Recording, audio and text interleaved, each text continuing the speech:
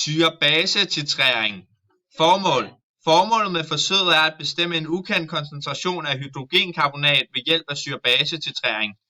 Teorien er: syre smager surt, den ændrer farve på planter, gul-rød, opløser mange stoffer, det er ætsende, ophæver virkningen af baser.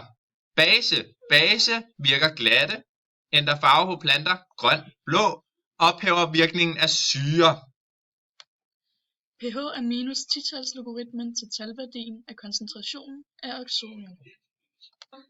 Af materialer brugte vi en 100 ml og 250 ml konisk kolbe, en 10 ml pipette og en bold, et måleglas, en burette og magnetomrør.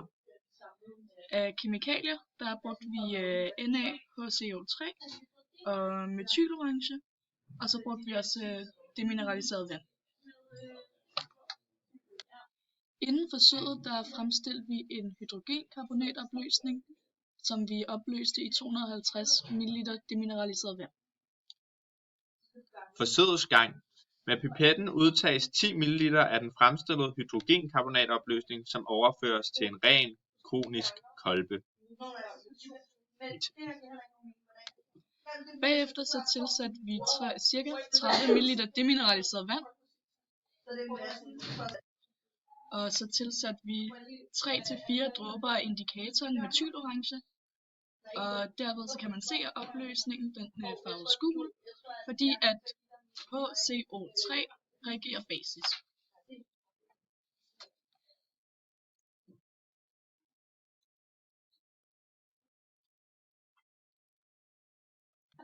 På en burette hældes 0,10 mol per liter saltsyre, og buretten nulstilles. Saltsyrens overflade i buretten er lige ud for 0,0. I den koniske kolbe med hydrogenkarbonatopløsningen anbringes en lille magnet, og kolben stilles på en magnetomrør under buretten.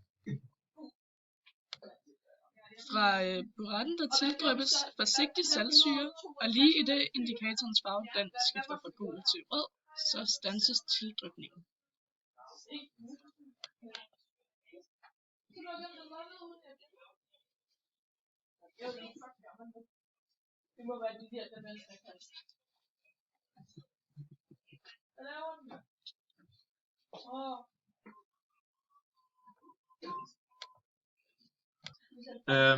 Til resultater af beregninger har vi det første resultat, hvor vi skulle finde volumen, der er forbrugt af de 0,10 mol saltsyre.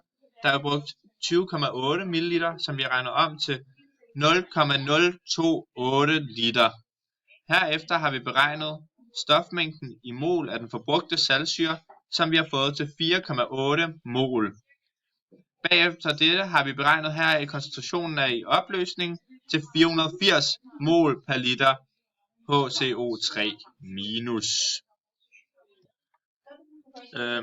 Herefter så har vi beregnet molarmassen for NaHCO3 til 84 gram per mol, og bagefter så har vi beregnet massen af NaHCO3 til 403,2 gram NaHCO3. Vi sætter massefylden af hydrogenkarbonatopløsningen til 1 gram per milliliter, det vil sige de 10 ml vejer 10 gram. Heraf kan det procentvises indhold af NaHCO3 i de 10 gram beregnes til 1,2%. Ja, skriv reaktionsskemaet færdig. HCO3 minus plus HCl, pil HCl plus HCO3 minus. Hvilke kemikalier er en syre, og hvilket er en base? HCl er en syre, HCO3 minus er en base. Hvilke kemikalier dannes efter reaktionen, og der bliver dannet de samme?